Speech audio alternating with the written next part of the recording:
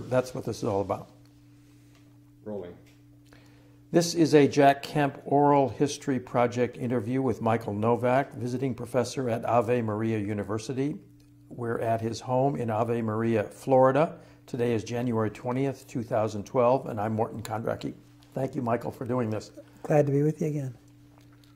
When you think about Jack Kemp, what immediately comes to mind? Boisterous laugh, speeches that go on too long, make Joanne very uncomfortable. Going to Super Bowls, maybe I think of that first. Jack invited me to innumerable Super Bowls. He always had a right to bring 30 friends or something like that, and bring his biggest financial contributors and me, and for the price of a talk to the group. And it was a ball of fun, and my kids got to go, and we all have very happy memories about them, city after city. But for me, the most important thing for me is Jack was the agent of my, at least of completing my intellectual turn on economics. Vin Weber had a conference out in Minnesota, and you remember Karen, my wife, was from Iowa and taught at Carleton, so we had ties there. And Vin invited me to a conference for Minnesota young Republicans at some big lodge in the north of Minnesota, some big camp. It was, what year? I don't remember, but I'm almost certain it was before Reagan. Almost certain. And I had been teaching in Stanford in 65 to 68, and then at the experimental college at Old Westbury in Long Island, which Harris Wofford was the first president, later senator of Pennsylvania. And it was an experimental college, and carefully chosen, original, different students by Peace Corps veterans and others, Harris having served helped build up the Peace Corps with Sarge Shriver. And it was so left-wing, Old Westbury, that when I got there in 1968, only one out of the 100 students, first class of students, thought that democracy was not a bourgeois illusion and was going to be active. And he happened to have come from Stanford, the same year I did. We didn't know. We knew he took one class from me, but we didn't really know each other. And he was for Gene McCarthy, so that was the ideological spread on campus. And it was such a dispiriting experience for anybody on the left, and I was moving lefter at that time. I sided not like Michael Harrington, but a little in that direction, a little bit more with the radicals than with the liberals. My experience at Harvard for graduate studies was, well, a friend of mine wrote me a letter recently. He had the room right next door to mine, and he reminded me of something I'd completely forgotten. I had a little sign on my desk saying, "Michael, don't think." Because they had absolutely no metaphysical, philosophical interest below ordinary language and logic, and the great distinction on campus was emotive and cognitive. Cognitive is what you can do with logic, which a lot of them were extremely good at, and it led to the computers and everything, so I don't want to make fun of it completely, but I hated it. I'd been studying in the Catholic schools with, St. Thomas, and not St. Thomas himself so much as his surroundings. I had enough of logic to last me my lifetime, and I sure didn't want to do it at Harvard. So cognitive is logic or empirical, what you can prove, replicate from sense experience. And that just seemed to me way too narrow for what the intellect does. Way, way, way too narrow. So how did you get? So how does Vin Weber connect with this? Well, I have to say a little bit about where I was Sure. a political philosopher. So, Okay. so I reacted against that, and I wrote an essay in Harper's called "God in the Colleges,"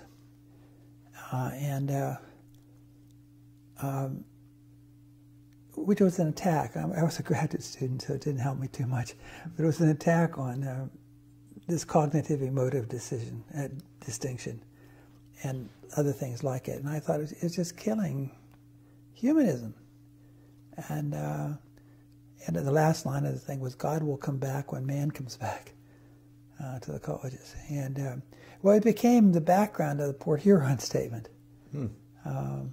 Tom Hayden and his friends naturally saw it, and I think they were in graduate school too at the time. And so it started to be cited on the New Left, but I was unhappy. I had already formed the intention of studying economics more. In fact, I'd applied to Harvard before I got my scholarship there, fellowship, to take a summer program in economics. But it was taught by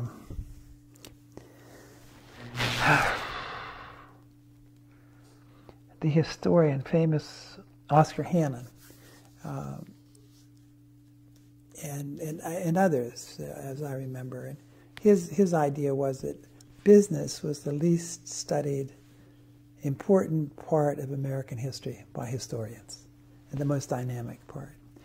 Well, I was determined to give some time to study economics, so I began to do it. I educated myself first just by reading the Wall Street Journal editorial page, more philosophical. Even though you're left.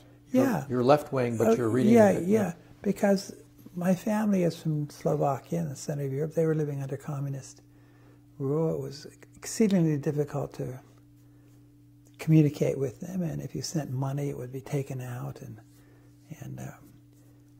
So I wasn't prepared to commit myself to socialism. I was willing to be a social democrat, but something worried me because it was hard to find an argument in favor of socialism. All the experiments seemed to fail. So my defense was socialism's got the right idea. We just haven't hit out the practical method for achieving it, And then I began to think, if you have 50 experiments and none of them succeed, maybe it's not such a hot idea. But I had nothing to replace it with. And I grew up in Johnstown, Pennsylvania, Milltown, where the managers lived up on the hill and the rest of us lived down in the dirty valley. And so I didn't think in terms of class warfare. None of us did in the immigrant community. We were just glad to be in America. Whatever the problems, it was better than where we'd been. And but that made me suspicious of siding with capitalism or a capitalist economy. But I said someday I have to sit down and do a study of this. And I did a seminar in Mexico along with Peter Berger. We jointly talked, and it was on a criticism of a plague on both your houses, socialism. And Peter supplied the economic component of his study of the four little tigers in Asia and how rapidly they advanced, doing it by capitalist ways, and how retrogressively socialist experiments happen even right next door. The two Koreas and stuff like that, the two Vietnams even. And so that really impressed me. And I began reading about supply-side economics and things like that. Then in '76, I started going down to AEI, invited me down to be an adjunct fellow. I was at Syracuse. And so I'd go down one day a week. And they had brown bag lunches. And Irving Kristol and Jude Winniski and Scalia was there. And Herb Stein was there. He was not for supply-side economics. He thought that was awful stuff. And I began to learn that Irving was a very good friend of Jack Kemp's, and Jack took Irving as a kind of mentor, and in economics. And Irving has, in his usual independent way, had carved out his own critique and appreciation of capitalism in his essays in the Wall Street Journal. And I think Irving never wrote a proper book. I think he learned that his talent was essayist, and he wrote a beautiful essay. Probably my brother's going to answer that. Stop. Okay. So anyway, so Vin Weber invites me to this conference, and Jack is going to be there, and I'm almost certain I was at Stanford. So no, it can't be that early. It can't be pre-68. It's got to be in the 70s. But when you were at Syracuse? No, I think it was after Syracuse in '78. I got an invitation from AEI. My wife was eager to get out of Syracuse because there was nothing for an artist to do, no community really. And so when did you arrive at AEI? '78. '78. March, April.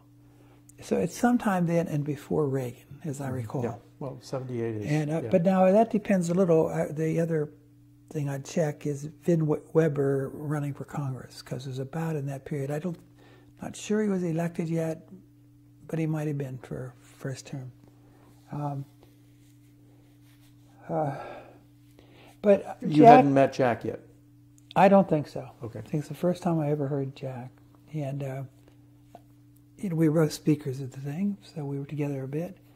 But the most impressive thing to me was his lecture. He probably gave a couple of them. And I thought he was one of the best teachers I'd ever heard. He had a way of making things very clear and very concrete. You could tell, having run for office in Buffalo, and he had already done that, as I recall. That'd be another way of dating this. No, he was elected in 1970. So he'd been in for 8 years already. Okay, well, that makes sense. He was, and he was Vin's tutor in the Congress. If Vin was already there, or at least he was helping Vin get elected, one or the other. And so Jack explained how the Republican Party was hampered because all it offered is pain. You know, the Democrats had run up the bills and inflation would start and so on, and the people would clamor for the Republicans to come in and fix it. So he said the political policy of the GOP is the GOP school of dentistry. It isn't good for you unless it hurts. And so, you know, we come in and slash budgets and programs and cause pain for people and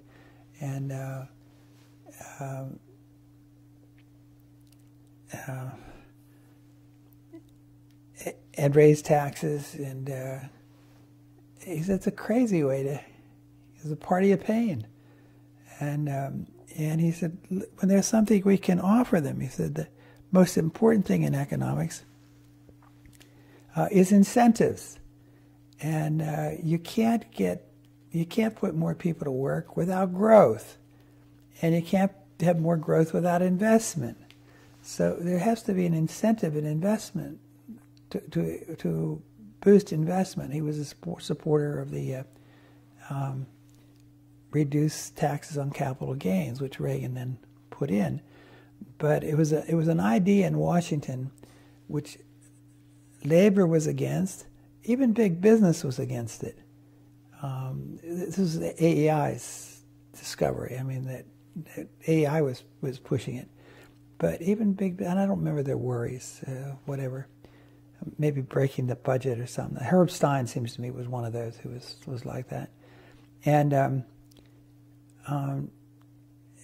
Jack said he made fun of George McGovern's tax reform practice, and that to put us back to '72.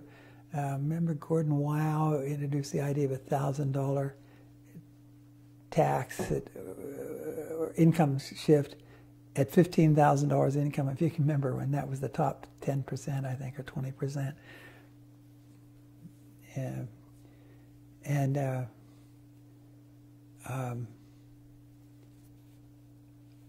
Jack said that just made absolutely no sense to the steel workers he talked to or to the garbage man on the street. He was just disgusted with it. He never went to college, but he sure as hell wanted his kids to go to college. And he wanted them to be as rich as Kennedy. He didn't mind being rich, and he sure as hell didn't want the rules changed when it came his son's turn, that he's going to get knocked $1,000 of something he hard earned. And so, you know, it was with examples like that Jack made his points very clear, and it turned my attention to incentives. I really hadn't thought enough about it. And this was a kind of an epiphany for you at this Minnesota conference. Yeah, well, I'd begun to think that way a little bit, but it just wasn't crystallized yet. Epiphany is a pretty good word for it. I was beating around the bush, but I didn't quite see the point. And so he began explaining supply-side economics in terms of attending to the incentives. And you need investment to have a job, to start a job before you. If you had an idea, and ideas are the cause of wealth. If you had an idea, you couldn't make it real until you set up the office or the factory or whatever it was, and you needed to be paying people for some years before it really got going. Where's that money going to come from? How can poor people do that? And so you need venture capital, and you need people with money to invest rather than to build yachts, and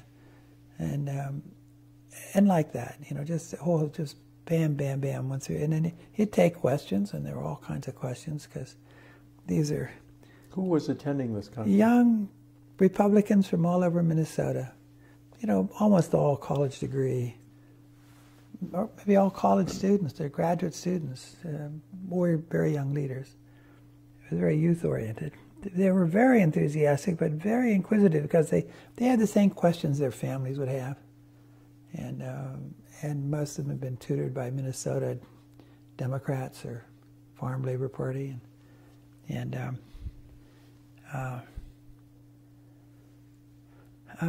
Well, I was just very impressed with how clear Jack could be, how concrete, and how he could handle abstract ideas too, and with good humor and good grace. So I put him on my list of, you know, most successful teachers that I'd encountered.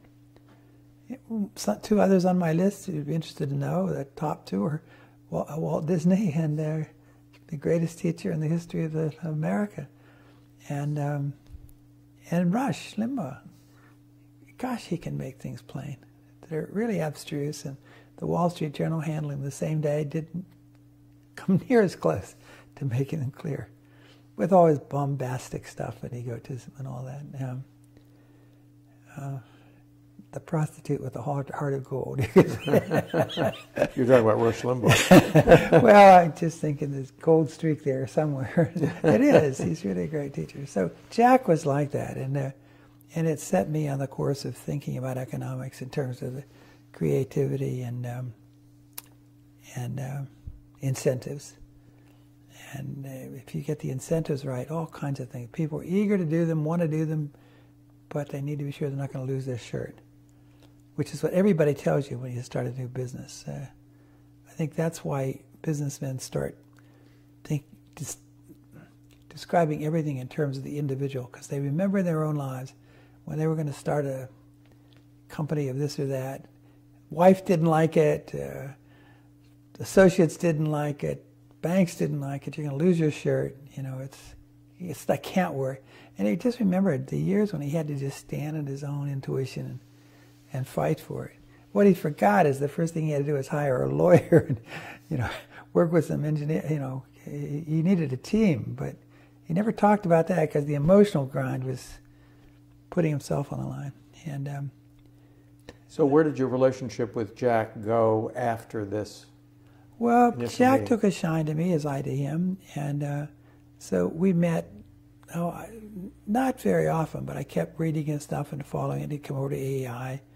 every so often, and then when in '82, when Spirit of Democratic Capitalism came out, he took that as he's called his Bible, and he really liked that. He thought that was a really good philosophical statement of what he was trying to do economically, and he used to, and I enjoyed driving him nuts by describing. He'd always introduce me in terms of football or something, and what did he say? He loved my book on the joy of sports, which was '76, and is he in that book? No, I don't think so. It's a good question. I'll have to look in the index. Because that would date when you actually met him, if you or. Well, I would have known it from the papers or from television, particularly living in New York as I had after '68, and I remember really taking a shine to him because he was so spunky and spirited and so win hungry. Had you followed him as a football player? Did you know about him as a football player? Not front and center because he was up in Buffalo, but I knew about him because he got pretty good coverage in New York, and a lot of comebacks and gritty performances, and you could tangibly see his desire to win, and the kind of leader he was in the huddle. I mean, he was just, and that's the way he was in politics too. He just worked well with people, and always driving him and always cheering for them and trying to make them more enthusiastic and spirited. And well, anyway, I just enjoyed driving him crazy by explaining how football was not a capitalist game. I said, look, you work your butt off to get down the field, and you score a touchdown, and you have to give up all your territory again and start over. I mean, that's a hell of an investment, And I said, besides, you spend most of, in football, you only play, the actual play is about 7 minutes long. Each play lasts about 5 seconds, 6 seconds maximum. So each, count the number of plays in the game, and 140, something like that, and 5 seconds each. I said, it compresses to about 7 minutes. Most of the time, I see you just standing around in a collective huddle, patting one another's fanny. It's a socialist game. And you have game plans. I was just yanking his leg, but he soon stopped me from asking me that question. What was his retort to that? It was a weak one, whatever it was. I don't. He was just, come on, or something like that. Because he criticized soccer at one point as being, either socialist or unmanly or something like that, or European. And well, got into trouble for it. Well, I've used the. It's probably what he do, because not so much physical contact. But we used to call, when I was a kid, and the field was too wet to play football and too many puddles and everything to have practice. And we'd play soccer, but we called it sock him. Anyway. Well, you did once describe him as the most joyous warrior of his generation. Yeah. Well, that's what I'm suggesting now. Yeah. It just really was.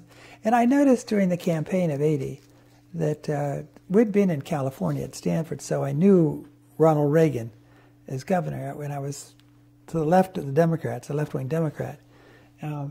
So he wasn't my cup of tea, but I just couldn't help laughing with him at the time, I never saw him lose an argument with a professor, ever. And I remember after his term, Bobby Kennedy challenged him to a debate at Yale. And I bet on Ronald Reagan. And everybody was pitying, the New York Times was pitying Ronald Reagan and how Bobby was going to chop him up. And Reagan did the same thing with Kennedy as he did with Berkeley. He went back to the fundamentals so early in the argument that educated people had forgotten the answers. You just hadn't thought that early in the argument. And he'd be down the level of common sense, and they'd be tongue-tied. And incentives would be one of the kinds of things that he'd use. Anyway. let me understand something. So you had already had some education in supply side economics at AEI from Winskiy and people like that, because Jude Winskiy was the kind of person who wouldn't let you alone, right? Well, I'd only go down one day a week when I first began. I first began going down in '77, I guess. And then after that, they invited me to a full-time position, and we went. I was simultaneously invited to take over the presidency of NPR. And as I recall it, Frank Mankiewicz vetoed it. It was, it wasn't the final step, but I was, without working for it or anything, I was because I'd worked with the Kennedys since 1960, one way or the other. And but anyway, I went to AEI. That was my choice. And I thought about that carefully because I knew I'd ruin my reputation immediately on the left. American Enterprise Institute had a more right-wing image then in terms of sort of centrist GOP, School of Dentistry, and that was Herb Stein for sure. And but I noticed that when Herb Stein went out to travel with President Reagan, Reagan would lose his spirit. And Jack would go out every couple of weeks too. And every time Jack was with Reagan, Reagan went back to the old ammunition, and it'd be joyful and joyous, and it'd pick up steam, and move up in the polls. And so I could see Jack being an infusion of kindred spirits. But I thought giving Reagan in part a new vocabulary. Not that these were unfamiliar ideas, but often it's just finding a way to put them that makes all the difference with the light going on in people. If you're a teacher, that's what you pay attention to. You're trying to get the light to go on for more and more students, and if they're not getting it, to try a different way of doing it. And and Jack was at his best with his pack friends at these football games. He would, that's when we'd be together for 3 or 4 days. In fact, it was hard for me to go because I didn't have much money, and he had to pay these damn hotel prices. My tickets were free, but you had to pay these hotel prices, and they made you pay 4 or 5 days no matter how long you stayed, And at least once we just chose a different hotel, But then when we fought traffic back and forth, we decided never to do that again. Go to a big hotel right near everything and swallow hard. But anyway. So when you went on those trips, you did one talk to the PAC people, and what did you use to talk about? Did you talk about Jack? No, democratic capitalism. No, it was purely philosophical. Or if Jack wanted me to, the Joy of Sports. One year he gave everybody a copy of the Joy of Sports. Wanted me to talk about that. And sports is the last bastion of meritocracy on the campus. You either were very good or you weren't on the team. And it didn't matter where you came from. Anyway. But to you, Jack embodied the joy of sports as well. Well, he was one example of it. Yeah, he was not a hero of mine, really, but I mean, he was just a joy to be with. And the other thing was he's praising me all the time. I mean, that's not too hard to take because it certainly was not a universal reaction. You said somewhere that he was the one who showed me the openness and joy in economics, seizing an opportunity to build a better life in one's family and community. That is somewhere you wrote that. Yeah, probably sounds right. So what influence do you think you had on him? Well, he used to talk about it a lot, and he used a good many of the moves that I did in the spirit of democratic capitalism. And I think, I'm not positive about this, but I think one line he liked was something that in the book I attributed to Daniel Bell. And Daniel Bell told me, though he hadn't said that, I'm sure I saw him quoted to that effect, but he said he hadn't said it. So I said, well, Dan, I'm going to say it myself. It's so good. It was the death of socialism is the most underreported fact of the 20th century. This is sometime in the 1970s, which I thought was quite prescient, but I thought exactly on.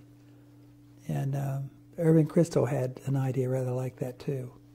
And he had the same idea about secularism. I don't know if you remember an early essay of his on the death of secularism.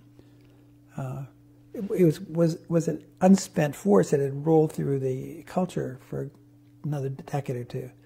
But its basic ideas nobody quite believed in or could defend. And, it was out of philosophy, or it was without a tradition, and it would wither.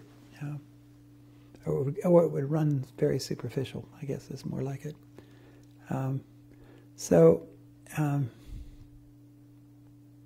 Jack took it as a prediction of the downfall of the Berlin Wall and so forth, and he was really on time. That's the way they took it behind the Berlin Wall. It was published in Underground in Poland about 1984, published by Solidarność, no less, which was a big. I didn't learn until afterwards that this was a almost divided solidarity in the early days. It won by one vote. I mean, they put it to a vote. And it was blocked by a tie vote, and then one guy changed his mind, took credit for it later. To publish The Spirit of Democratic Capitalism. Well, they were afraid of what, how the hell can a socialist union publish a book in favor of capitalism? But there were some very enthusiastic about it. They need an alternative. What's the alternative afterwards? And they needed that. It's why they came out of 1989, a number of the leaders speaking of democratic capitalism. When I saw that, I realized they read it, because nobody used that term before me.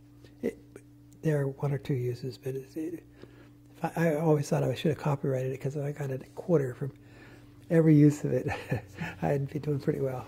But did Jack used to quote you a lot? Oh, a lot, yeah. Oh, he always started with quotes from me in those days. And another idea was family. I was the first one to write on the family, and a big article in Harper's in '76, and cover article, and I used the phrase which Bill Bennett and others made pretty common, which was the family is the only HEW in America that works. And when the family doesn't work, it almost doesn't matter what HEW does. They can't heal all the damage. And anyway, that was so that's another theme that Jack liked a lot. Just one more thing about sports. A quarterback is a kind of an entrepreneur, though, isn't he? Oh, yeah. Oh, of course, yeah. And the other thing is, it's the other part of. See, I love sports. On my 40th birthday, I was a pretty good wide receiver in college. We just played intramural, but I had the biggest hands in America, and if I could touch it, it was mine. That was my rule. So I just adored it. And I adored those great moments when you really do it well, and they're rare in life, and it's just so thrilling. So I was trying to figure out why. My 40th birthday, we're living in New York. Used to love the Brooklyn Dodgers ever since I was 6 or 7 years old, because we had a farm team for them in Johnstown.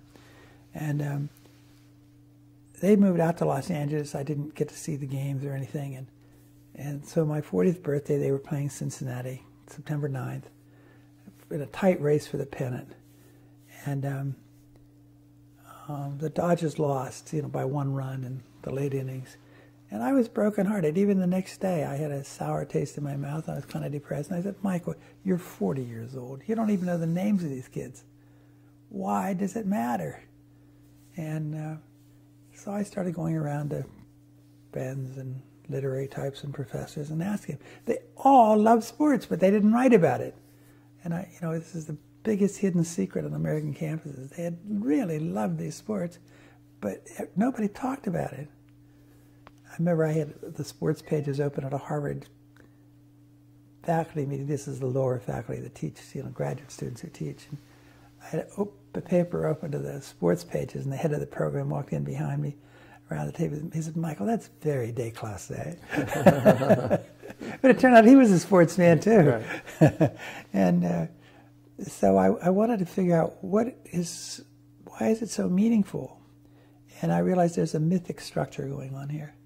Okay, what's the myth of basketball, the urban myth? Of baseball, it's the country myth, the wide open spaces myth. And of football, it's the immigrant myth, or as I came to learn later, it's the Alabama myth. It's the people who are looked down upon and are not part of the elites who relive the image of their lives. You're trying to get to the goal, and there are 11 hulking men there trying to stop you. So you have to contrive with your wit to get a breakthrough. Whether it's 2 and 3 yards in a cloud of dust, Lutheran football, as I came to call it, or dazzling plays and so on. Like I call that Baptist football, where it's really grace all the time. That ball's just always in the air. And or Pennsylvania football, quarterback capital of the world, and it's wit and ingenuity and diagnosing the weaknesses and going for them, and the long bomb. And I thought, it's the myth of life and death and breakthrough, running for daylight. Do you think of Jack in those terms? Yeah, well, he was from California, and not the same situation, but psychologically he was. He just loved that, breaking through. He just loved surprising the other team. They could be bigger, they could be whatever. And he needed a running back to take the pressure off the passer, and got that in O.J. And O.J. and his wife were at one of those Super Bowls, and I had the most sinking cold feeling about that. I just thought, this is a very hostile relationship, and that poor woman is in chains. And I didn't say anything to anybody, but I think Jack felt it too. He said something that, but it wasn't too long after that the awful thing happened. But anyway, the other thing I want to say is I campaigned with Sarge Shriver in 70 and 72, of course, but 70 and so I met a lot of these athletes then who were friends of Jack's, John Mackey and I can't remember who all else, but the Kennedys also were jock lovers. Right. And Rosie Greer. Yeah, Rosie Greer, and what was his name? Olsen, big tackle, big white blonde hair. Anyway, here's a conundrum that I can't quite get through.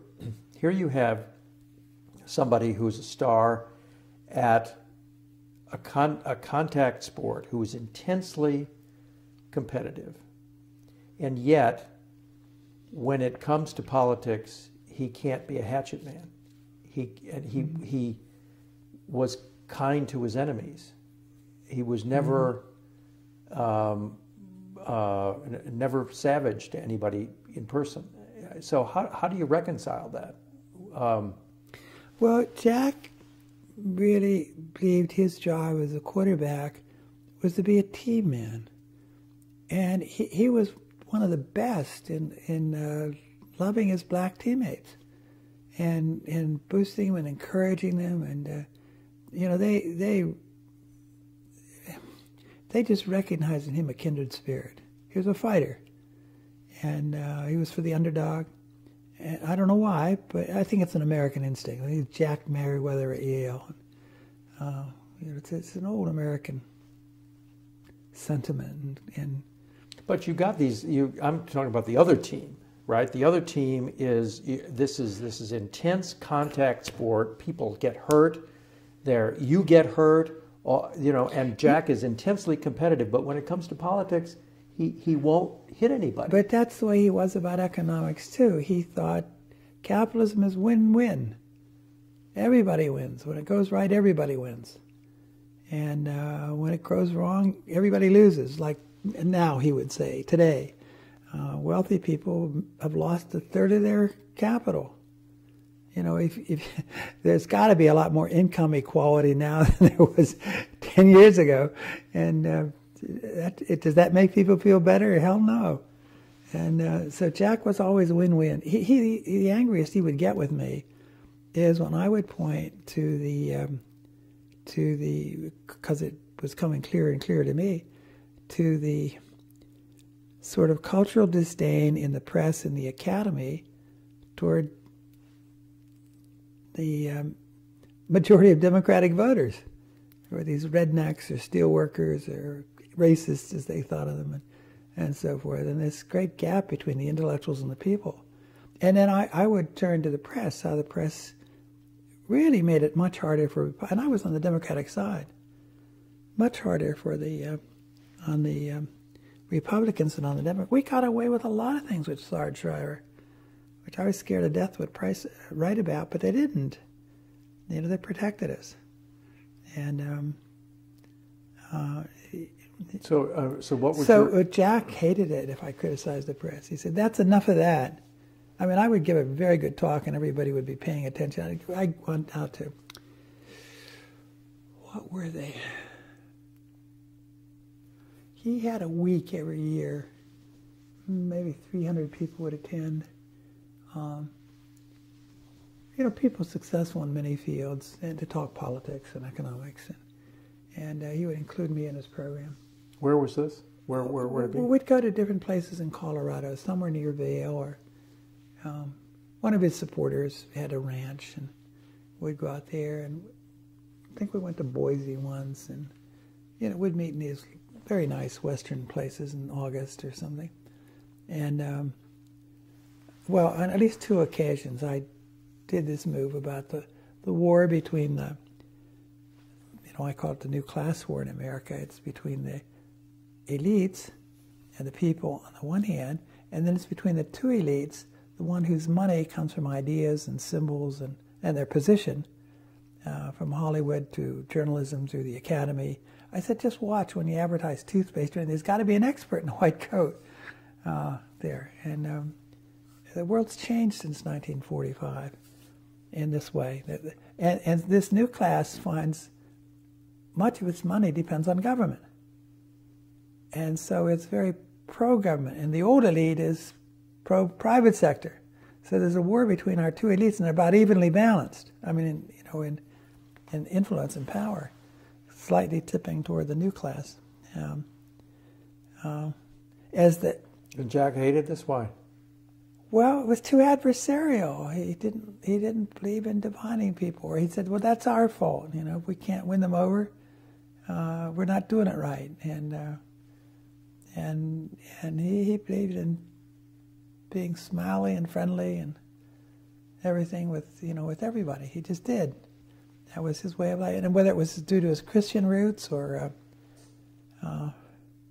there's something in Christian Science about that. There's I wanted to ask you about no real disease but willpower. Yeah, talk about that. I mean, I don't know a lot about it. I really don't. Did you ever talk to him about religion and what his religious beliefs? No. Mm-hmm.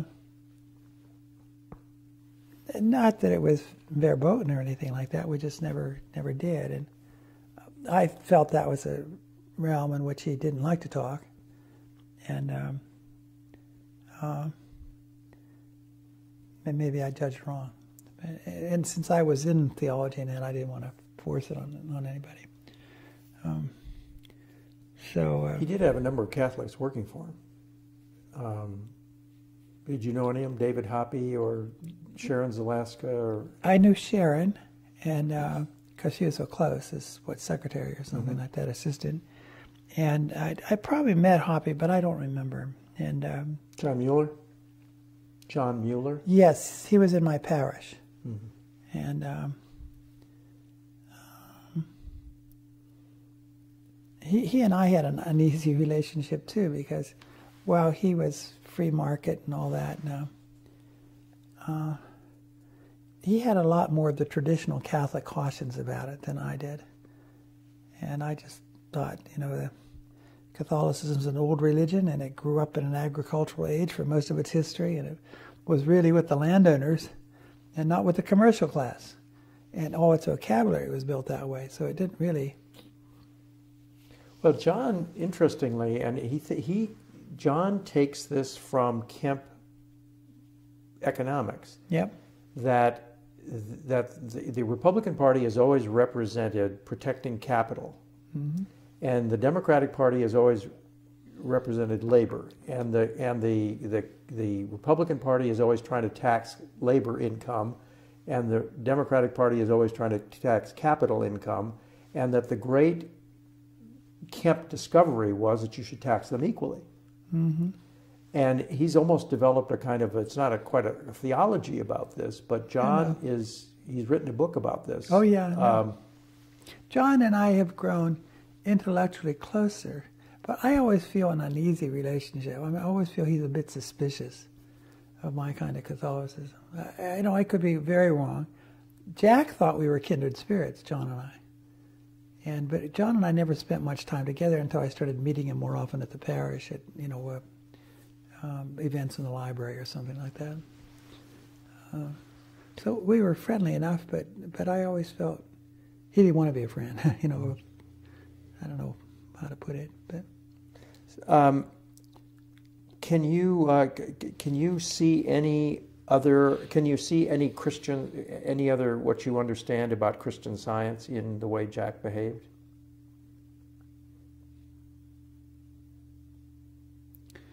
Well, I didn't try to analyze this, but I did feel that part of his buoyancy and stress on the positive and the affirmative was a reaction either of having grown up in California in the sun, or a part of the Christian Science way of thinking that you strengthen your spirit. You don't think about the disease or the illness. You get over it. Spunk. Look at the bright side. Concentrate on what you can do. That sort of sunny side of religion. Whereas Catholicism is so much more focused on the cross. It's like saying, if you're not scared, you're not noticing. Jesus does this to his son. What can you expect? And it's a little bit darker that way. But anyway, In fact, here's my secret. I used to tell him this too. Here's why Pennsylvania quarterbacks there's so many great ones. And I said, you're from Southern or Eastern Europe, Unitas, Bertelli, Marino, Namath, Blanda. There's a whole list of them. In 1,000 years of Central and Southern European history, nothing's gone very well. I mean, it's just bloody blow after bloody blow. So you're in the fourth quarter, and you're down by 7 points or 10 points. There's only 7 minutes to play. So what's new? It's been that way for 1,000 years.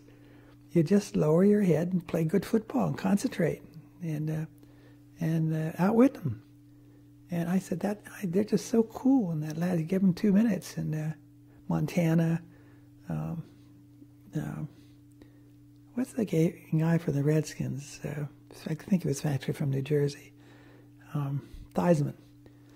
And Thiesman until he went to university. So there's that sort of toughness and stick-to-itiveness, and you expect life to be rough, so you're not too dismayed when it Did is. Jack talk to you about quarterbacking? what he would talk about is the wit in the team play and getting everybody in the game, so it was hard for the opposition to know where to. They couldn't keep striking at one same spot because you get them in another one. And Jack just loved that. It's the chess aspect of football that we loved, and that's part of the game plan thing. It's just really it's a game that really relies on intelligence, not necessarily wordy intelligence, but there's kind of hunches and that smart working people have, and you just sense which way things are going. And maybe you read body language. I don't know what all goes into it, but when you watch the other team come out of the huddle, you're looking at certain key players and trying to diagnose what they're thinking and feeling, and which way they're leaning, and stuff like that. It's intuition, but you're trying to keep really concentrated at that level all the time. I think that's both Jack and I love that. Was Jack Kemp an intellectual? He wanted to be, but intellectuals, words and precision, and Jack didn't always do that. He loved distinctions. He liked thinking things through. He was much more so than the ordinary politician or businessman. I mean, he was with a lot of smart people who worked for these high-tech companies, founded them and so forth. So, boy, they were no dummies. But they didn't think philosophically as much as Jack. Or see the way to connect ideas as well, and always aim a bit deeper. So in that sense, he was unusually intellectual for a practical man, and he was very practical. But he wouldn't claim to be an intellectual. He wouldn't claim to have the precision that 5 years of graduate school would have given him, or something like that. But he was well read. Yeah, he read a lot. But a lot of them do. I mean, Bush, for all the fun people made him, would read 200 or 300 books a year. No, not 300, but over 200, or about 200. And a lot of them do that. And did Jack absorb what he read? Oh, yeah. No, he'd make it his own. He'd pull it apart and make it his own. But yeah, he'd often allude and often quote people and often allude to them. What was the influence of Irving Kristol on him?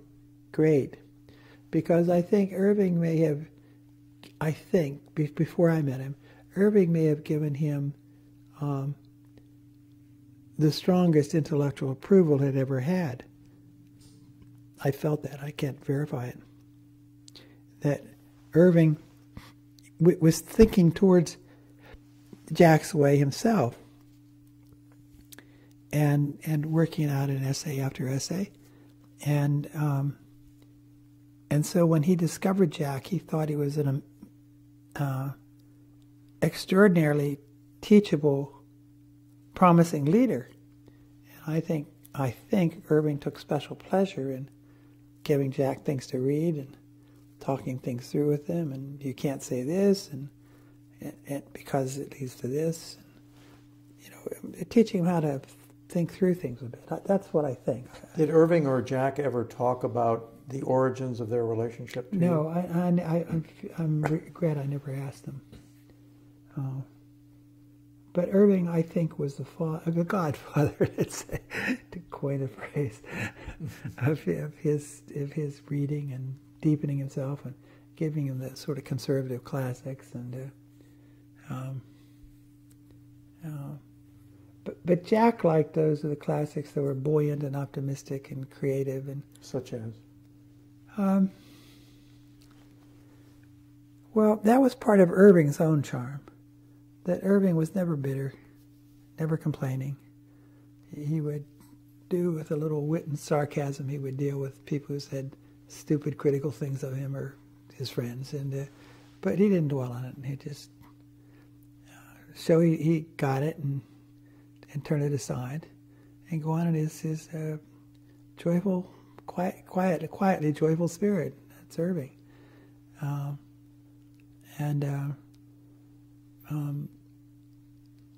I think that they held. By the way, I've been noticing, rereading some things of Irving's, that he's unusually pro-Christian for a Jewish intellectual.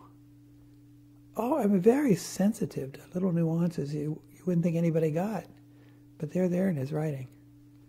I mean, they teach Christians about Christianity, and I wouldn't be surprised if there were a bit of that in their relationship.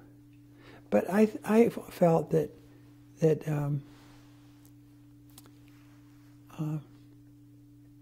Irving taking him seriously gave Jack confidence, and he was willing to reach a little further and further into the realm of ideas. I'm trying to think of the names of the... I have as good a memory as I did in the 1930s, this photographic of mine, remember where it was on the page, but I don't have it filmed anymore. I can't retain it. I can't remember the guy who said, ideas have consequences. It was a fellow at Yale, and a highly recognizable name in conservative circles. I discovered conservative literature very late in life. I mean, I just didn't know it existed. It was a whole different world, which nobody ever quoted in my circles. So anyway, Richard Warner, I don't know, and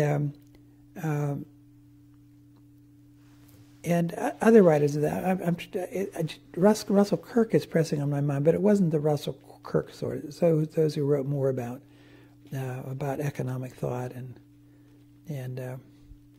the role of ideas. So far as I know, he was innocent of Strauss. Never heard Strauss mentioned or his ideas alluded to. Irving wasn't.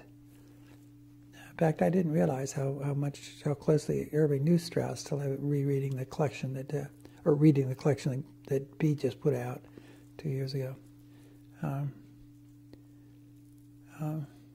And Kemp was miles from Straussian, right?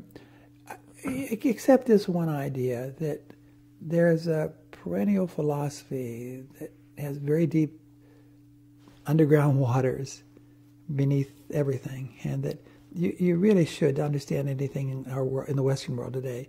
You should go back to those waters and test it against, the pressure of those waters and the clarity of them. And so it's right to think philosophically about economic things and political things. And the Americans tend not to go deep enough into the roots of their ideas and to see problems in them, like the unresolved problem between liberty and equality. I mean, to be committed to both of those is to be committed to a kind of contradiction. And you're only going to get equality by coercion, for instance. And you're only going to get equality by boiling everything down to the most common, uncreative denominator. So there's a contradiction there in American ideas that we should be clear about and sort out better. Both are important, but you can't let either one dominate. And so Strauss, so that instinct, at least, I don't think he learned it from Strauss, but that instinct Jack had, trying to go deeper in things. For sure, Jack was a fellow believer with you in democratic capitalism, around the world. He was Eastern Europe, Contras, and in Nicaragua, all of that stuff. Now, did he get that from you? Did he get it from his own instincts? Where did... the phrase democratic capitalism, I'm sure he got from you, but the spirit he got from where? I don't know that, but I think my work probably helped him a lot on human rights because, I was human rights ambassador for Reagan 3 times, twice in Geneva and once in Bern with Helsinki talks after Max Campbellman. And so I was forging a language for human rights, which is why Jean Kirkpatrick sent me there in the first place. I told her, Jean, I had one day to decide whether to do it or not, and I had to leave in 10 days for Geneva. I said, Gene, I don't have any lawyer's expertise in the language of these things. There's now a 38-year tradition of human rights language. I don't know that. I'm not a lawyer, and I'm not a political philosopher. She said, Michael, you're the only man I want to do this. So and I said, well, I got to talk it over with Karen. And I said, how long can I have? She said, by tomorrow. I got to know by tomorrow.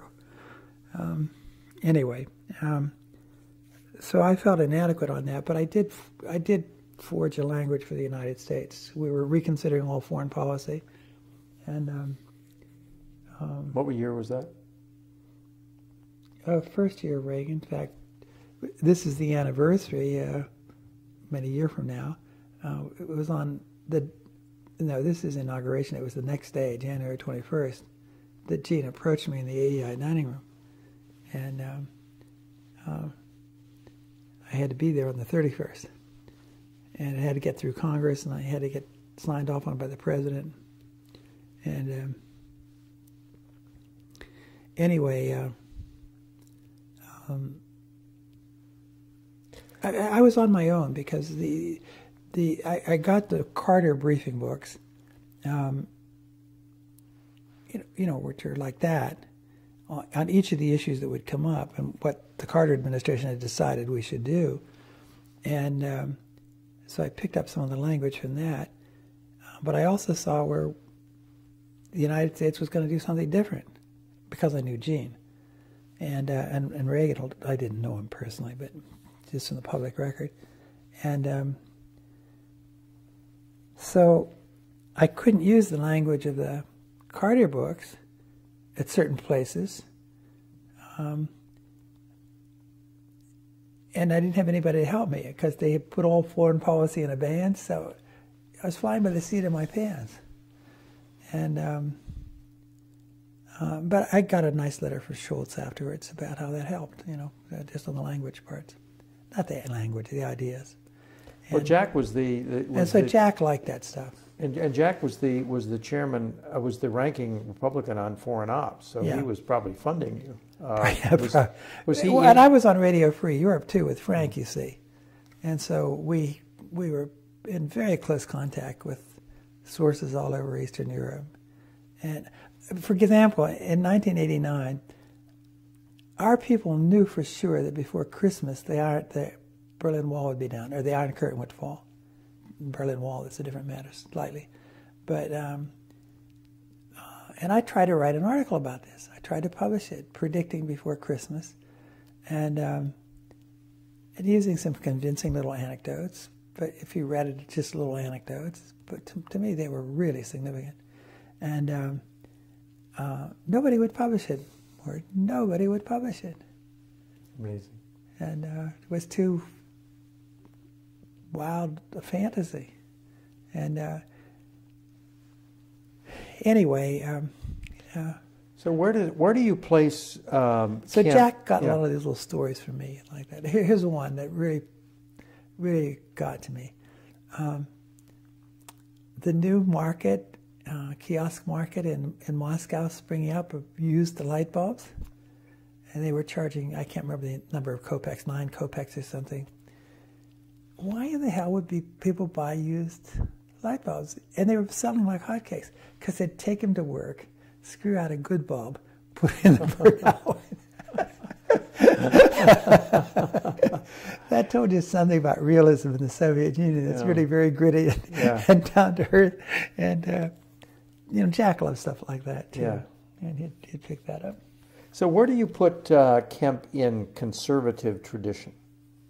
I mean, have you studied, you're not a conservative, but you must have looked at it. I mean, is he a neoconservative? Is he a compassionate conservative? I mean, well, a little of both of those. And neoconservatives are compassionate conservatives because they're mostly lower class guys, and they know what poverty is like, and that's people they want to help, but they don't talk about compassion. Well, most neoconservatives, or at least of the original kind, were former Democrats or former socialists. Yeah. All were. That's almost the definition of which Jack was never. No, Jack was never, but he liked the grittiness. He knew the steel workers, and he learned, and he knew football players. By the way, another thing about Western Pennsylvania quarterbacks, and it illuminates something about Jack, is they all grew up playing with blacks, so they didn't have this. They knew friendships, or not necessarily friendships, but team relationships. They knew how great they could be, and you looked at talent and like that, and Jack had that, and I think he got it from football. I've ran across a reference to an article that Richard John Newhouse and Peter Berger wrote in 1977 in the public interest, called "To Empower People." Do you know that article? Oh, I know it very well. Okay, so now this strikes me as Kemp. Do you know whether Kemp ever read that article? Oh, I'm sure he did. I'm not sure he read it there. They were at AEI just before me. I mean, they weren't. They came in as adjuncts to do this project, or they visited once in a while. And they worked in New York, and I always thought that was based a lot on my book, The Rise of the Unmeltable Ethnics. But it didn't matter that I did. The which? The Rise of the Unmeltable Ethnics. It was called in 1972, and it was about family and neighborhood, and peace, but peace through strength. And Reagan picked that up through, what was his PR man's name? Deaver? No, the PR guy who tested things and helped him with Worthland. Advertising. Worthland? Yeah, Richard Worthland. And Worthland saw me on an airplane once and said, by the way, I hope you noticed the slogan we used for the campaign. Family, work, neighborhood, peace, and strength. It's right out of your book. And he said, we tested it, it was gangbusters. Reagan just took it like that. And you see, it doesn't talk about the individual. I mean, I was writing about the Southern and Eastern Europeans mostly. And there are a number of books about Jewish immigrants and a couple about Italian, but the rest were overlooked. And that's what I was trying to bring to light. And one of the things that's different is it isn't real until your family knows. It hasn't happened until your family knows. And so it's not so much talk about the individual, it's the family and the neighborhood, and work is the big reality. And then, yeah, you don't want your guys go to war disproportionately more than anybody else. World War I, World War II, very heavily Eastern European guys went. And every World War II novel has somebody working in the steel industry. And but they don't believe in weakness. George McGovern, I was writing speeches for him too, and I tried. You were writing speeches for George? I did. Oh my gosh. Yeah. And you didn't write "Come Home America," did you? Oh no, I didn't like that stuff, but yeah. I had hoped Muskie would get it because of this Eastern European connection, but he didn't. Anyway, back to this the Newhouse. I mean, what struck me is that to empower people, and then Kemp calls his foundation Empower America. Well, that's because I was on the board. Oh, you were? Oh. Yeah. Well, talk about that. The formation of Empower America. Well, again, Jack had me as his companion in this, and Gene Kirkpatrick and Bill Bennett and he were the leading figures, but we had a board, and I can't remember who all was on it. Mostly entrepreneurial types. But I suggested the name. I felt the Newhouse book was a pickup of my themes, and so I was a big booster of it. Yeah, funny story. Carl Rowe told me, George Bush loves your book. He said he's underlining it, every word. And I said, Carl, I'm very glad about that because I agree with all those things. We had a project at AEI called To Empower People, and but the only thing is I didn't write that book. Newhouse and Berger did. And so I called Richard Newhouse. You knew him a little bit, I think. Yeah. And I said, he was a little, he was actually a very humble man, but his appearance was pompous. And I said, Richard, I got good news and bad news. I said, the good news is that the President Bush has been reading To Empower People, and he's underlined every word in it in little comments, and he loves it. I said, the bad news is he thinks I wrote it. Yeah, no. So I published a 20th anniversary edition of that piece with invited different people in different fields to comment on how it had worked out. And did Jack participate in that? No. It was, I got mostly scholars to do it. So, so you suggested the Empower America as the title of that. Well, you'll be here's at Stanford in '65 and Berkeley. The big thing was power to the people, and I was covering the election of '68 and George Wallace, and I went to a bunch of his rallies, and I said to myself, "My God, if the power ever goes to the people, it's not going to be who the Berkeley kids think it is." Right. And so I like that idea. Yeah. So I mean, there is so Jack's whole philosophy.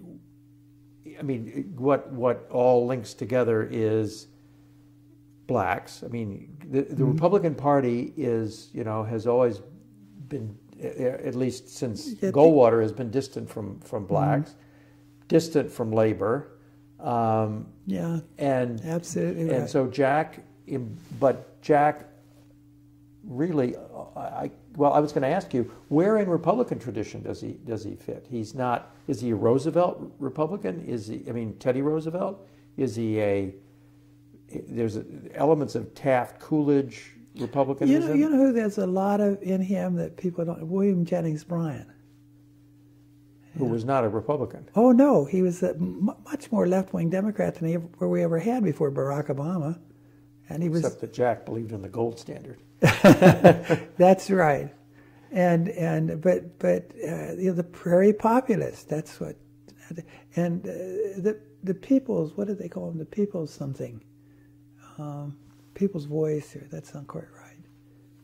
There's a very good recent biography of William Jennings Bryan by Arthur Kazan's son. I think it's Michael Kazan, Georgetown. Very sympathetic for someone of his politics. And but the thing about William Jennings Bryan is he thought of himself as the most Jefferson since Jefferson, the yeoman Democrat, the guy getting his his hands dirty in the earth, the farmer, as the backbone of the republic. And that's, a vast majority of working people were farmers in the early 1900s. And somehow Jack was like that. He was a populist, gritty, working, in America from the bottom up. And that supply side economics is like that.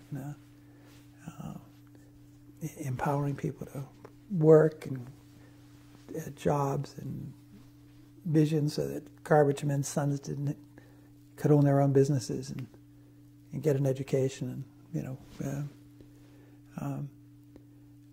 that's sort very Jeffersonian. But it's also sort of Lincoln. Oh, absolutely, yeah. Jack would have taken the Lincoln model, but it's what Jennings Bryan taught me is it's a strain that goes back to Jefferson and then Andrew Jackson and it doesn't belong wholly to the Democrats. That's the point. Did you talk to Jack about Lincoln? Well, I didn't have to. He talked about Lincoln so much. Lincoln was his hero, and he didn't uncover as much as he could have about how capitalist Lincoln was from the very beginning. And he didn't realize that? Well, he didn't, and he did realize it, I'm sure, but he didn't exploit it as much as he could. There are a lot of really good quotes, and there's just an article in the National Review, the hardcover edition, in the last 2 months or so, certainly in 2011, that that talked about Lincoln's economics. It's really very good. Jack would have loved it, and it would have served his purpose. You know, maybe I haven't read it. Now, you've read a lot more of Jack's work now. Maybe you'll find it in speeches. There is some, yeah. There's quite a bit, actually. Well, then maybe I'm not giving credit. But there's a fantastic speech that Lincoln gave in Springfield. I think it's 1834, a very young man's speech. And I don't remember what it's called, but the basic theme of it is the progress of the idea of liberty in history, and the fire of invention, pointing to the patent and copyright laws as being one of the 6 great steps in the history of liberty. I'm going to use my language now, but they took the power from the landholders and gave it to people with ideas, whether they're rich or poor or whatever. They made ideas the chief form of economic power. And Lincoln loved that notion. He called it adding the fire of interest to the fuel of invention, and thought that was the great economically liberating force of history. I don't recall that Jack ever made use of that, and I discovered it rather late in my own life too. But it's so good, and there's so much of it. You know, once you start looking for it. Because he's not a small government conservative, and neither was Lincoln, for that matter. I mean, no, you know, the Confederacy blamed Lincoln for just the opposite, for destroying the local communities, building the national railroads, and companies big enough to make uniforms and guns and so forth, and producing them so fast. Did you participate in the '88 campaign? Did you work for Jack in '88?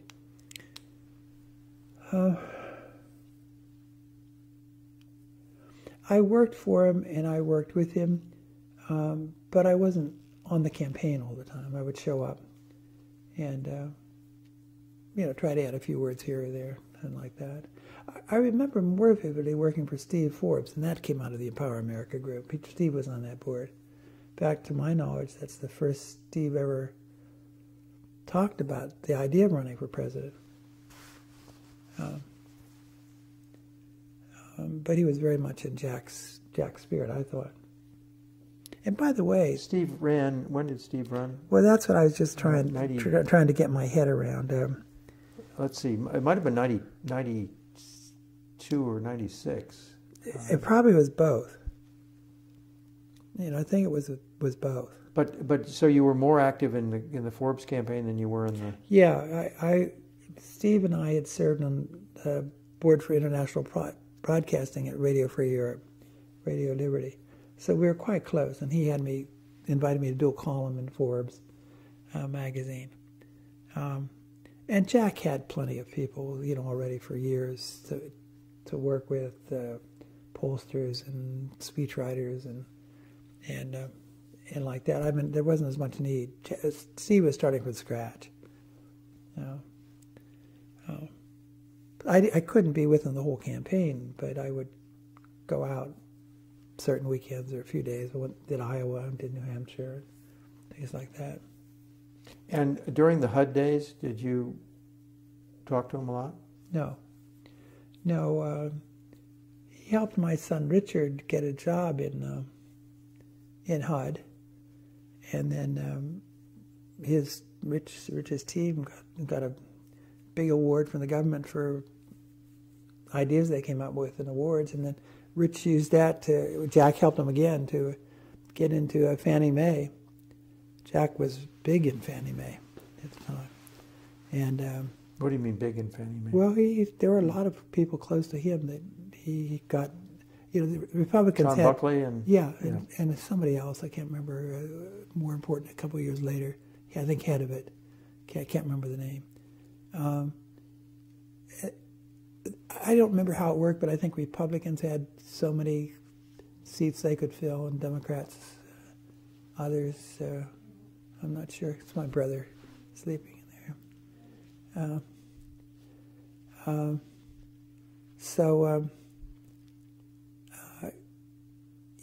In that sense, and we exchanged some words about HUD, and I was very much in favor of housing programs for low-income people.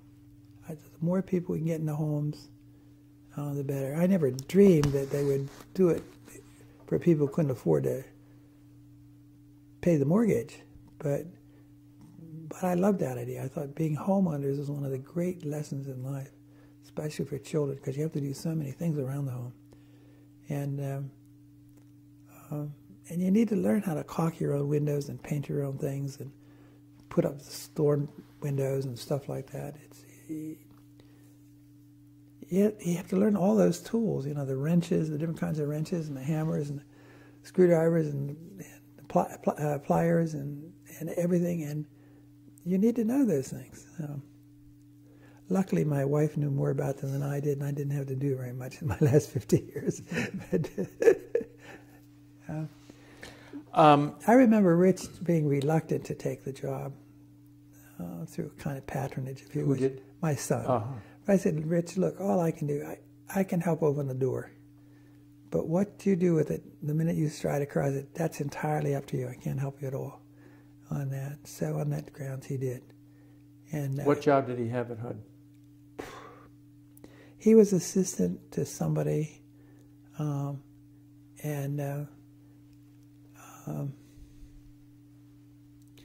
forget the years here, Morton, but Jack took the job obviously in '89 and had it till '92.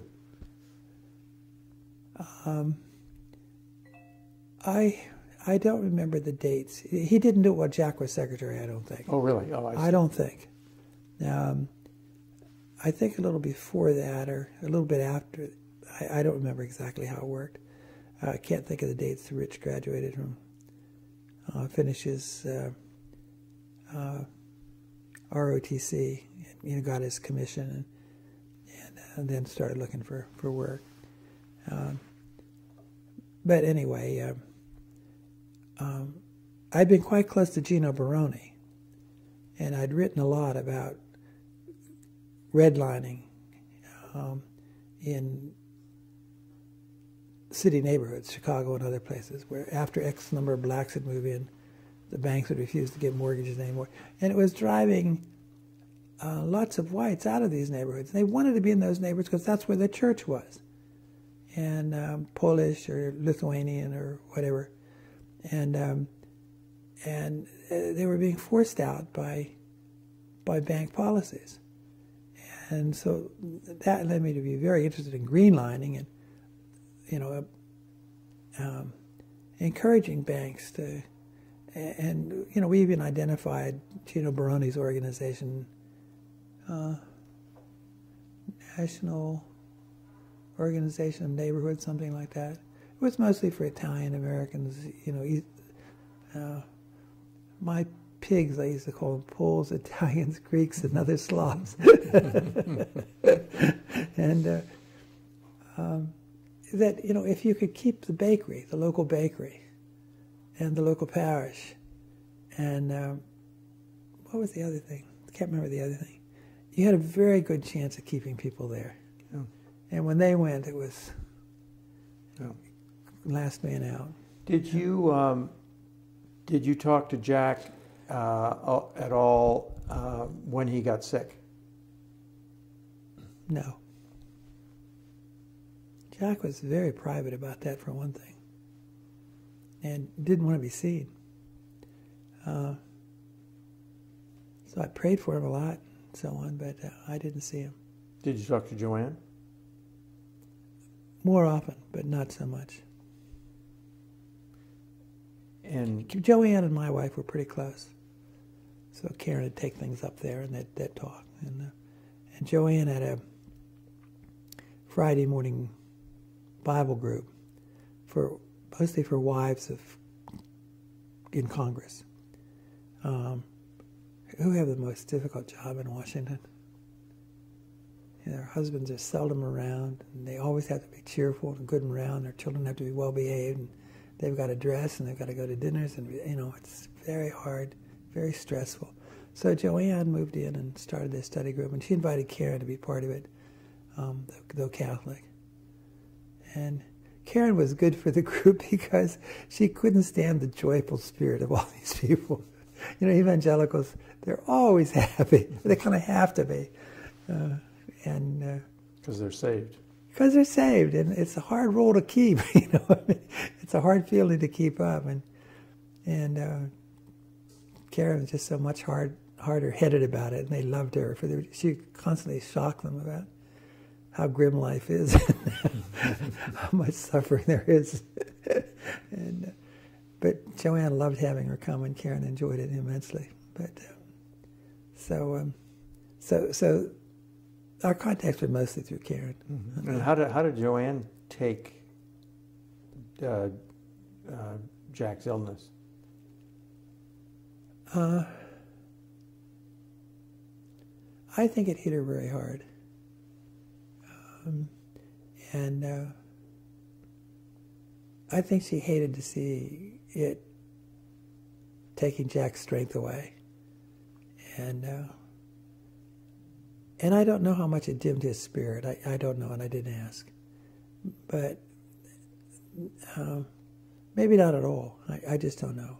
But I think it was hard to see him waste away and not be able to see people and not be able to do his usual. When did you last see him?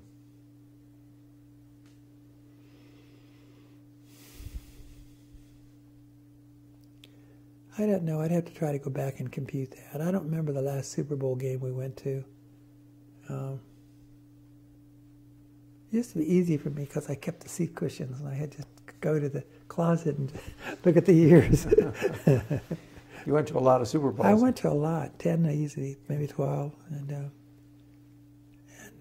Yeah, it was quite something. Just before we finish, just about... Yes, by the way, just one thing on that. My kids, who came when I was just a little kid, are still close to a bunch of the people from they met. Some of the younger guys in business. And so it's Did you know Jack's kids? No, not well. They were not along. I knew Jimmy a little bit, and his older brother, too. Jeff. Yeah, we knew him, and the daughters we would meet every so often, but not. They knew us by name, and they might have seen Karen more often because she was often over at the camps, in good times and bad. But and one or two of them married Catholics, and so Joanne wanted to talk about that.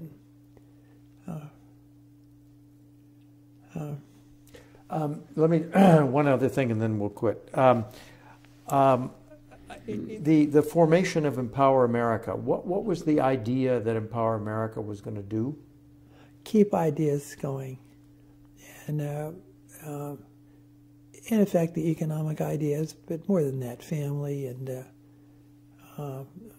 human rights and liberty around the world. The foreign and domestic sides, Gene and Bill and Jack, and there was such bitter rivalry, humorous but bitter, between Jack and Bill.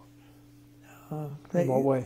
Well, they couldn't resist an opportunity to put one another down in public. When we had Christmas dinners or groups met with spouses like that, and it was kind of fun to watch them banter back and forth. But there was an edge to it, no doubt. What was the edge over? King of the walk. It's just a guy thing. Bill was more the intellectual. Jack was more the nationally known figure. And I was very proud of Jack, and I told him, about that campaign, what he did for blacks and how often he stuck to it. In '96, you mean? Yeah, and how he... that was what. I'd called him maybe 2 or 3 months before. I said, "You're going to be vice president. Better get yourself ready." Oh, no. I lived through it with Sarge Shriver and McGovern, Eagleton, and once Eagleton went, I knew it had to be Sarge. He wouldn't be able to want everybody wanted, and they talked about it, but it would come down to Sarge, because Teddy wouldn't do it, and like this, Humphrey wouldn't do it. Anyway, so I started writing Sarge's acceptance speech. So I started writing notes for Jack. Did you? Oh, I did. You wrote? Oh, I didn't write a speech. No. I just gave him some notions and encouragement. And he didn't do well in his debate. I remember that was a hard conversation, but he did some things. What do you mean it was a hard conversation? Well, I talked to him about it. Mm-hmm. Afterwards? Yeah. And what'd you say? I don't remember, but it was I felt bad for him, but I also thought he did some very good things. And I think the black theme was in there. I encouraged him to keep that up. And I don't remember the textual stuff of it. But I know he felt a little bit dejected afterwards. Tried not to, but he did. Yeah, he got nothing but grief afterwards, I know. Yeah, he should have prepared more. Why didn't he prepare more? Jack. He played tennis all day. Yeah, Jack. Confident in his rhetorical. That's my guess. And somebody said that you're probably best to come in with a fresh mind. And not... Richard Nixon used to, on days before a debate or something like that, he'd have photographs out about him sitting right there on his yellow pad, and books around and advisors around, and Jack Kennedy would be out playing touch football. And Jack was more like Jack Kennedy. It's not that Kennedy didn't really work, but he wanted the public to think this is... Well, Reagan did practice sessions with David Stockman. I mean, no, they all do. You should, you must. But Jack didn't. You must, but Jack didn't. But Jack was very confident in his own abilities. So now, a little bit like Gingrich on that. Now, this is an issue. I mean, some people say that Jack certainly gave the impression of always being confident. And other people say, like Dave Smick said yesterday, that he was basically insecure because he was Occidental College and, phys ed major and stuff like that, and he sort of was compensating. Yeah. Which do you think? Both. Don't you find that frequently in Washington? And most of the successful people I know come from immigrant, unlettered backgrounds, and actually, Jack didn't. Jack's mother, I know, was a well-educated woman. But Jack aspired to be an intellectual when he didn't have the background for it, and he more than held his own and won some respect and so forth. But he had to be a little bit insecure. And most of the politicians I know have been terribly insecure. Sarge Shriver was.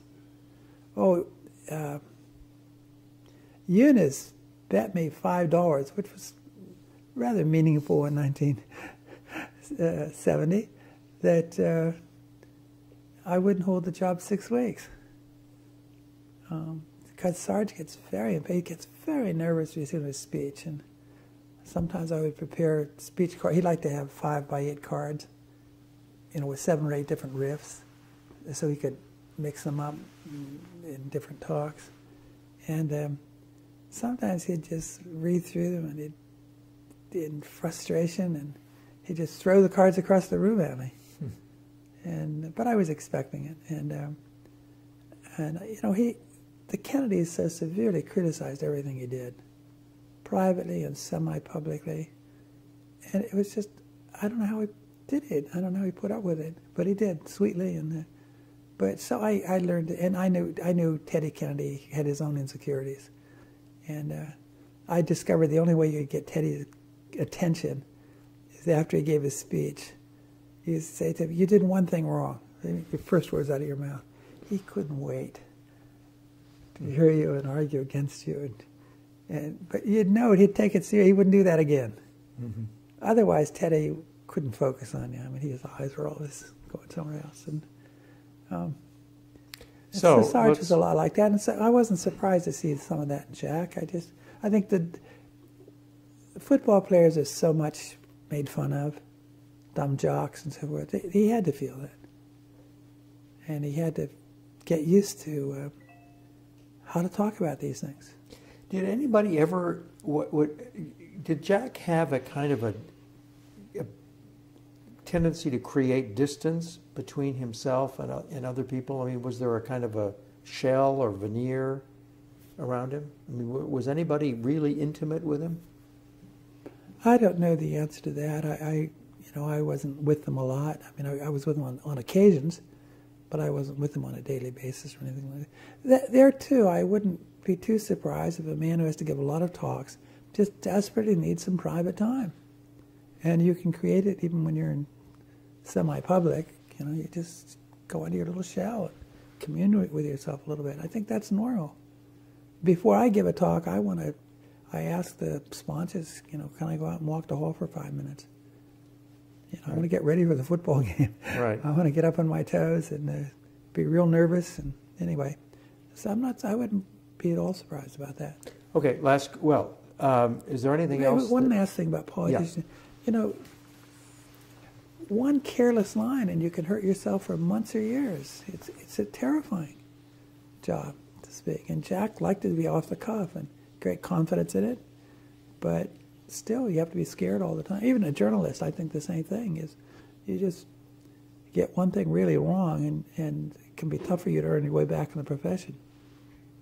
How do you think Jack Kemp should be remembered in history? Well,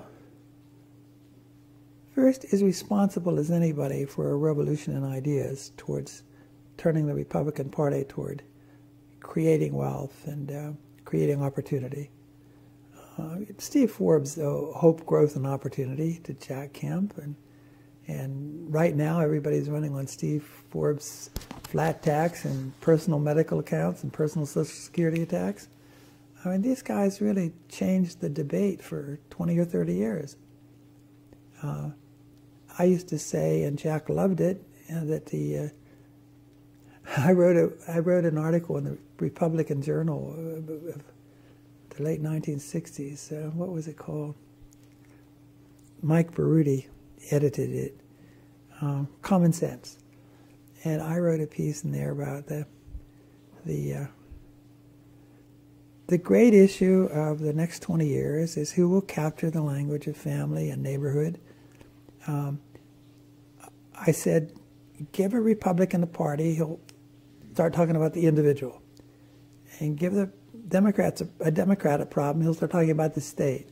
But the huge middle ground of human life is local life, which family and neighborhood, parish, whatever the local expression is where most of life is lived, and that's where American vitality is, and so forth. So whoever gets best at adapting that will own the language of the next 25 years. Well, Jack did that. I mean, he did it on not just tax, but family and neighborhood and white and black. And he tried to take off the edge between the press and Republicans. He didn't want the Republicans to make the press the enemy.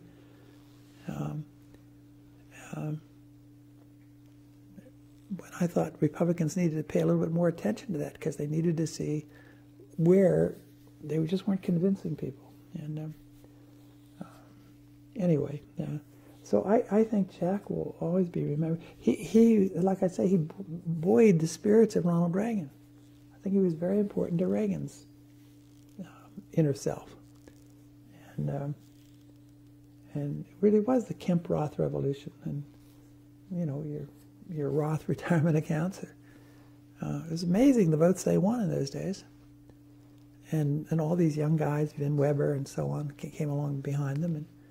And they changed what I thought was happening, I came to this after a while, is that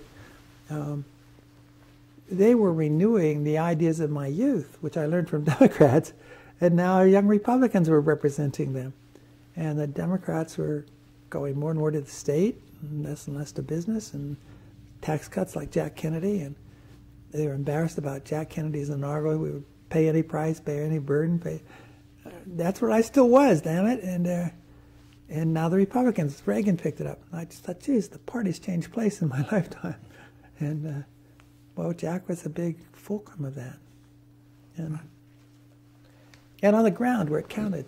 I mean, being able to move people in Congress. Huddle up. Thank you, Michael. Really appreciate it. Turn it back on. I love the guy.